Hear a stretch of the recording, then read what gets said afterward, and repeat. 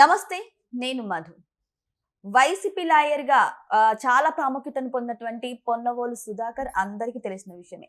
So, అయితే ఇప్పుడు Ambati Rambabu case నిమిత్తమై మళ్ళీ ఆయన ఇప్పుడు హైలైట్ అయ్యారు.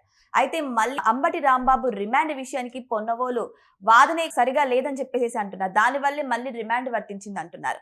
మరి వైసీపీ వాళ్ళు పొన్నవోలు సుధాకర్‌ని ఎందుకంత సపోర్ట్ చేస్తున్నారు? మరి అంబటి రాంబాబుకు మళ్ళీ రిమాండ్ విధించడానికి గల కారణం ఏంటి? ఈరోజు మనం తెలుసుకుందాం. ప్రస్తుతం మనతో పాటు ఉన్నారు senior journalist doctor Durga Vadlamani గారు. వారిని అడిగి మరిన్ని విషయాలను తెలుసుకుందాం. నమస్కారం మేడం. నమస్తే అండి. మేడం, అసలు దీన్ని ఏమనాలో అర్థం కావట్లేదు.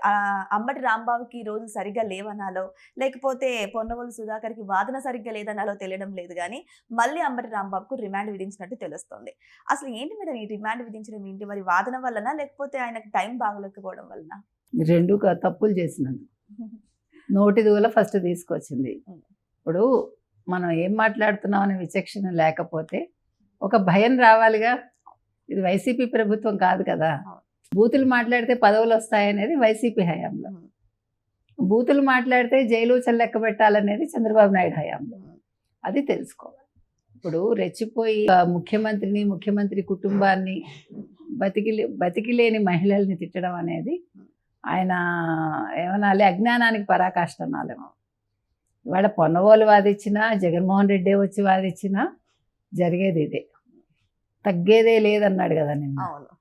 నువ్వు తగ్గేదే లేదేంటి, నిన్ను ఎలా తగ్గించాలో తెలుసని కోర్టు అంది. మొట్టమొదటి చంద్రబాబు నాయుడు అంటే చంద్రబాబు నాయుడు ఇంట్లో కూడా మహిళల్ని తిట్టినందుకు కేసు పెట్టారు. తర్వాత నిన్నను మళ్ళీ బెయిల్ వచ్చింది కదా ఆయనకి. బెయిల్ వచ్చాక పోలీసుల విధులకు ఆటంకం కలిగించారని పీటీ వారెంట్ ద్వారా అరెస్ట్ చేశారు. అది అయిపోతే ఇప్పుడు సంక్రాంతి లక్కీ డ్రా వైసీపీ పేరుతోటి ఈయన సత్తెనపల్లిలో లక్కీ డ్రా నిర్వహించారు. దానికి ఏం చేశారు, వాలంటీర్ల సాయంతో వాళ్ళ పెన్షన్ నుంచి కట్ చేయించాడు. ఇప్పుడు పెన్షన్ ఇంటింటికి తీసుకెళ్ళి ఇచ్చారు కదా, సో వాళ్ళ ద్వారా కట్ చేయించాడు. అది అప్పట్లోనే జనసేన అతను కేసు పెట్టాడు. అంటే కంప్లైంట్ చేస్తే ఎవరు, ఇప్పుడు అతను కేసు పెడితే ఇప్పుడు ఆ కేసుని మళ్ళా కోర్టు ఇరుపక్షాల వాదనలు విన్నాక ఈయనకి మళ్ళీ రాజమండ్రి జైలుకి పంపిస్తున్నారు. పొన్నవోలు హోరాహోరీ పోరాడారు. మనం క్లియర్గా చెప్పాం, గతంలో ఎన్నికల ముందు కూడా మనం చెప్పాం, వాలంటీర్లు అనేవాళ్ళు అంటే ప్రజలకి ప్రభుత్వానికి వారధి కాదు, ప్రజల డబ్బుకిను లేదంటే జగన్మోహన్ రెడ్డికి వారధులు.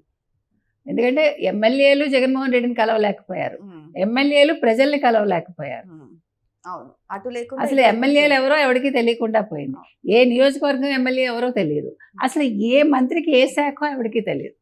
వైసీపీ వాళ్ళకే తెలియదు, మన దాకా ఎందుకు అంటే వాలంటీర్లు అనేవాళ్ళు గుత్తాధిపత్యంగా వాళ్ళని వాడుకున్నది ఎందుకు, వ్యక్తుల సమాచారాన్ని సేకరించడం కోసం, వ్యక్తిగత సమాచారాన్ని సేకరించడం కోసం అని మనం గతంలో చెప్పాం.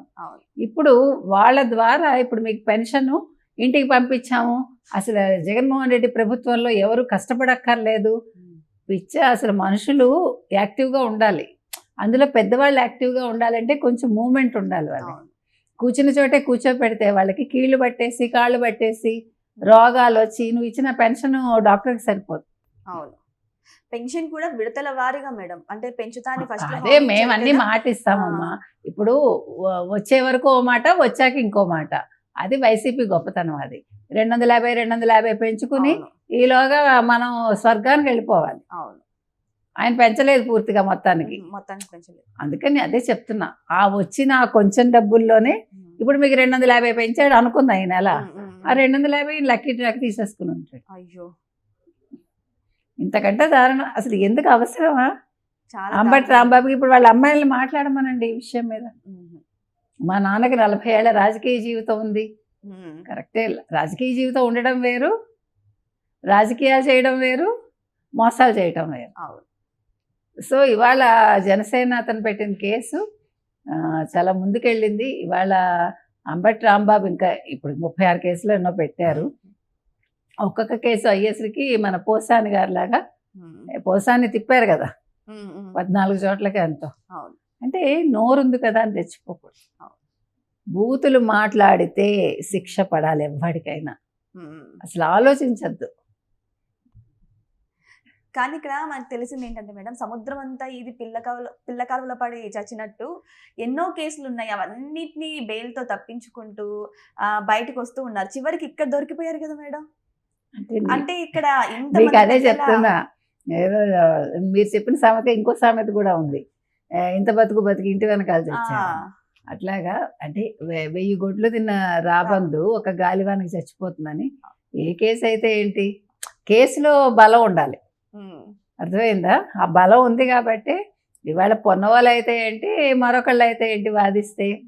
ఇప్పుడు జగన్ కోసం ఏడ్చే పొన్నవాళ్ళు లిటరల్గా ఏడ్చాడు కదా ఎలక్షన్స్ ముందు, మీకు రిజల్ట్ ముందు ఏడ్చాడు కదా మీకు యూకేలో.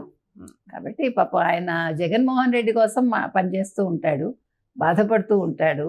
అంబటి రాంబాబుని రక్షించలేకపోయాడు. ఈ దెబ్బకి జగన్మోహన్ రెడ్డికి కళ్ళు తెరుచుకుని ఉంటాయి, పొన్నవాళ్ళు నమ్ముకుని వేస్ట్ అని. ఈ మధ్యకాలంలో పొన్నవాళ్ళు చేసినవన్నీ ఇలాగే అన్ని బెడిసికొట్టాయి ఈ మధ్యకాలంలో. అంటే అసలు ఒక పెద్ద సిస్టమ్ను పెట్టుకున్నారు, 100 మంది లాయర్లు ఎంతో. అవును, నేను అనేది 100 మంది ఉన్నా ప్రయోజనం లేదు, సరైన వాడు ఒక్కడు ఉండాలి కదా. అవును మేడం. ఆ సరైన లాయర్ని పెట్టుకోవాలి. సలహాదారులు అలాగే ఉన్నారు, లాయర్లు అలాగే ఉన్నారు, చుట్టూ ఉండేవాళ్ళు అలాగే ఉన్నారు. జగన్మోహన్ రెడ్డికి అసలు అధికార పార్టీ వాళ్ళు తిట్టక్కర్లా, అధికార పార్టీ వాళ్ళు ఏ చెడు చేయట్లేదు, చేయక్కర్లా, ఆయన చుట్టూ ఉండేవాళ్లే చేస్తారు. ఇవాళ ఆయన కోపం వచ్చినా ప్రయోజనం లేదు, తాపం వచ్చినా ప్రయోజనం లేదు. ఆయన ఆలోచించుకోవాలి, అసలు నేను ఎవరిని సపోర్ట్ చేస్తున్నాను, అసలు ఎందుకు నేను అంబటి రాంబాబు ఇంటికి వెళ్ళాను, నేను బూతులను ఎండాస్ చేయటం ఏంటి అని అనుకుని ఉంటే, కొంచెం ఆ మార్పు వచ్చి ఉంటే జగన్మోహన్ రెడ్డిలో ప్రజలు నమ్ముతారు కదా. ఇవాళ చూసారా మీరు తెలంగాణలో మున్సిపల్ ఎన్నికల్లో బీఆర్ఎస్ కూడా బాగానే చేస్తోంది. అంటే ప్రజల్లో ఒక కదలిక వచ్చింది, అది తెచ్చుకోవాలి జగన్మోహన్ రెడ్డి.